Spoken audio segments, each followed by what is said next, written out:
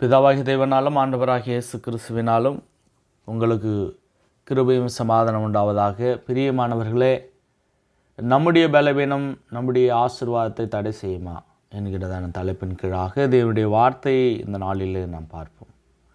பொதுவாக நான் பலவீனமாக இருக்கிறேன், நான் வீட்டுக்கு சாபமாக இருக்கிறேன், என்னுடைய பலவீனமானது என்னை வளர முடியாதபடி, என்னுடைய வாழ்க்கையில் நன்மையை தராதபடி அது என்னை அமிழ்த்துகிறது என்று சொல்லி நிறைய பேர் புலம்பி தவிக்கலாம். பிரியமானவர்களே, நம்முடைய பலவீனமானது ஒருபோதும் நம்முடைய ஆசீர்வாதத்தை அது தடுத்து நிறுத்தாது. அப்போது இன்றைக்கி நம்ம நிறைய சூழ்நிலையில் நம்முடைய பலவீனமானது நம்முடைய ஆசீர்வாதத்தை தடுக்கிறது அப்படின்னு சொல்லி நிறைய பேர் தங்களுடைய வாழ்க்கையில் அவர்கள் சந்தோஷத்தை காணாதபடி அவர்களுடைய வாழ்க்கையிலே அவர்கள் துக்கப்பட்டு கொண்டே இருப்பார்கள்.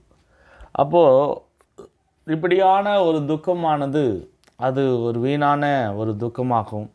மாறாக அந்த பலவீனத்து நிமித்தம் அவர்கள் கவலைப்படாதபடிக்கு தேவனுடைய சமூகத்தில் அவர்கள் இருப்பார்கள் என்று சொன்னால், இல்லை அதனுடைய அருகில் அவர்கள் இருப்பார்கள் என்று சொன்னால், அவர்களுக்கு எப்பொழுதுமே ஆசீர்வாதம் அவர்களுக்கு நிரந்தரமான ஒன்றாக இருக்கும்.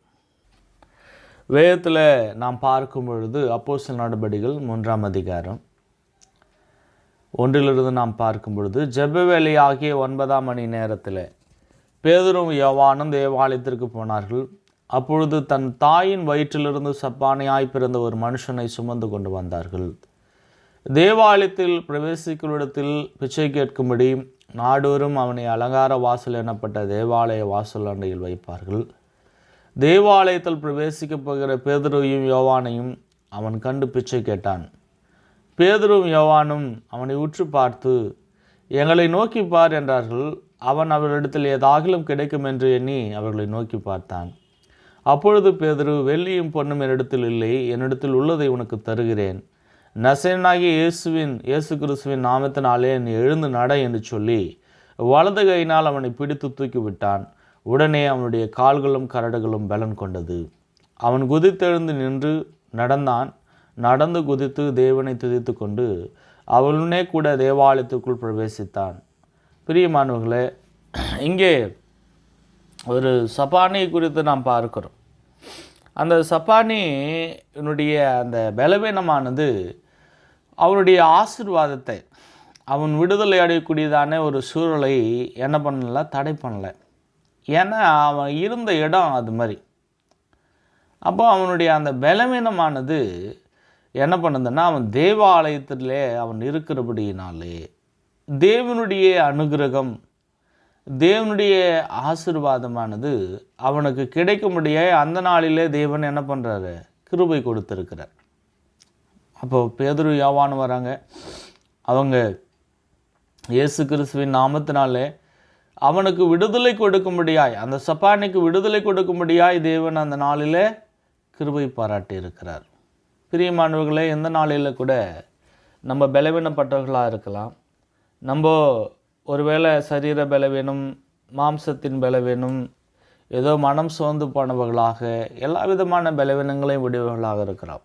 நம்முடைய பலவீனமானது நம்முடைய ஆசீர்வாதத்தை ஒருபோதும் தடைபடாது. இதற்கு ஒரு நிபந்தனை என்னன்னா, நம்ம தேவாலயத்தில் எப்பொழுதுமே வீற்றிருக்கிறவர்களாக இருக்கணும். நிறைய பேர் என்ன பண்ணுறாங்கன்னா, பலவீனப்பட்டவர்கள் இது என்னுடைய பலவீனம்னு சொல்லி அந்த பலவீனத்தின் நிமித்தம் வருகிறதான அந்த துக்கத்தை மறக்க முடியாய் தவறான பழக்க வழக்கங்களுக்கும் இல்லை மனவிரக்திக்கும் அவர்கள் உள்ளாகிறார்கள். அப்போது அந்த பலவீனத்தின் நிமித்தம் அவர்கள் மனவிரக்தியினாலே சோர்ந்து போனவர்களாகவும், மற்றவர்களிடத்தில் எரிச்சல் அடைவர்களாகவும், இல்லை அவர்கள் நியாயமாக ஆரோக்கியமாக செய்ய வேண்டியதான இந்த உலகத்தில் தேவன் படைத்திருக்கிறதான அநேக காரியங்களை அனுபவிக்க முடியாதபடி அவர்கள் என்ன பண்ண விரக்தி அடைந்து அவர்கள் நிறைய எதிர்ப்புகளை பெற்றுக்கொள்கிறார்கள். அப்போ அந்த பலவீனமானது அவர்களை என்ன பண்ணுது, இவ்விதமான சோர்வுக்குள்ளாக பொழுது இன்னும் அந்த பலவீனமானது அவர்களை கீழே தள்ளிவிடுகிறது. ஆனால் நம்ம செய்ய வேண்டியது என்னென்னா, ஒருவேளை நமக்கு உடல் பலவீனமோ மன பலவீனமோ சோர்வுகளோ இருக்கும் என்று சொன்னால் தேவாலயத்தில் எடுத்துன்னு வந்துடணும், சபைக்கு வரணும். இன்னொரு விஷயம் என்னென்னா, நம்மளால் வர முடியலன்னா 4 பேர் தூக்கின்னு வந்து அந்த சபையில் தூக்கி எடுத்துகிட்டு வந்து வைக்கிற மாதிரியானா நம்ம ஏற்பாடு செஞ்சுக்கின்னு அந்த சபைக்கு நாம் வந்து விட்டோம் என்று சொன்னால் தேவனுடைய அனுகிரகம், ஆசீர்வாதமானது, விடுதலையானது நமக்கு நிச்சயம் கிடைக்கும். லூக்காவில் கூட பார்க்கிறோம். லூக்கா 13ஆம் அதிகாரம் அந்த 10வது வசனத்தில் நாம் பார்க்கும் பொழுது, ஒரு ஓய்வு நாளில் அவர் ஜெப ஆலயத்தில் போதகம் பண்ணி கொண்டிருந்தார். அப்பொழுது 18 வருஷமாய் பலவீனப்படுத்தும் ஆவியை கொண்ட ஒரு ஸ்திரீ அங்கே இருந்தாள். அவள் எவ்வளவு நிமிரக்கூடாத குனியாயிருந்தாள். இயேசு அவளை கண்டு தம்மிடத்தில் அழைத்து, ஸ்திரீயே, உன் பலவீனத்தினின்று விடுதலையாக்கப்பட்டாய் என்று சொல்லி அவள் மேல் தமது கைகளை வைத்தார். உடனே அவள் நிமிர்ந்து தேவனை மகிமைப்படுத்தினாள். பிரியமானவர்களே, இங்கே பார்க்கிறோம், ஜெப வேலையாக 9ஆம் மணி நேரத்தில் அங்கே தாயின் வயிற்றிலிருந்து சப்பானியாய் பிறந்ததான ஒரு மனுஷனுடைய அந்த பலவீனமானது அங்கே விடுதலையாக்கப்படுகிறது. அவன் தேவாலயத்தில் இருக்கிறான்.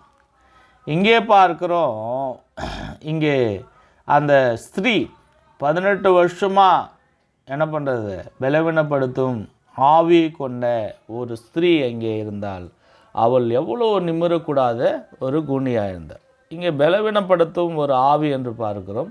ஆனால் இந்த ஸ்திரீ என்ன பண்ணுறான்னா, ஜெப ஆலயத்தில் அங்கே இருக்கிறார். இப்போ இரண்டுமே தேவனுடைய பிரசன்னம் தான், ஜெப ஆலயமும் தேவ ஆலயமும். அப்போ தேவ ஆலயம் என்பது அங்கே பலி செலுத்தக்கூடிய ஒன்றாக இருக்கிறது. ஜெப ஆலயம் என்பது அங்கே ஜெபிக்கக்கூடிய ஒன்றாகவும் போதகம் பண்ணக்கூடிய ஒன்றாகவும் நம்ம விருப்பங்களை நம்ம தேவனிடத்தில் சொல்லக்கூடிய ஒரு இட அமைவாகவும் இருக்கிறது. அப்போது அப்பேற்பட்டதான ஒரு சூழ்நிலையில் அந்த ஸ்திரீ இருக்கும் பொழுது அங்கே ஆண்டவராகிய இயேசுவானவர் என்ன பண்ண, அவளை கண்டு என்று பார்க்கிறோம். பிரியமானவர்களே, இன்றைக்கு நிறைய பலவீனங்களானது நிறைய பேர்கிட்ட வந்து விடுதலை அடைய முடியாத ஒரு சூழ்நிலையில் இருக்குது.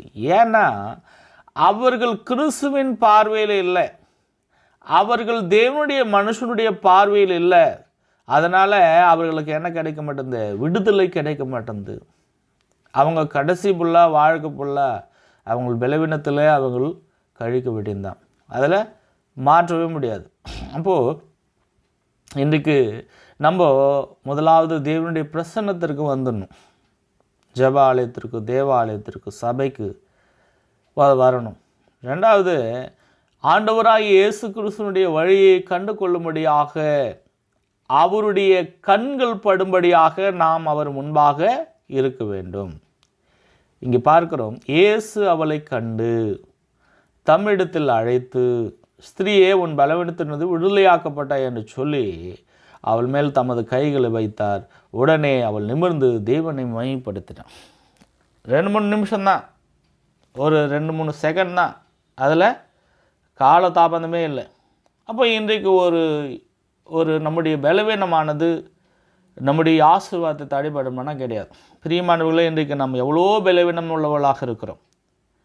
நம்ம எல்லாருக்கும் ஒரு வேலை கிடைக்குது, ஒரு திருமணம் ஆகுதுன்னா அது தேவனுடைய சுத்த கிருபை. எல்லா முழு தகுதியும் யாருக்குமே கிடையாது. ஆனால் தகுதி இல்லாத நம்மை தேவன் தகுதிப்படுத்தி ஒரு இடத்துல இந்த பூலோகத்தில் நாம் உயிர் வாழும்படியாக, நம்ம மற்றவர்களைப் போல சக மனிதர்களைப் போல நாமும் நன்மைகளை அனுபவிக்கும்படியாக தேவன் கிருபையுள்ள இந்த நாட்களை கொடுத்திருக்கிறார்.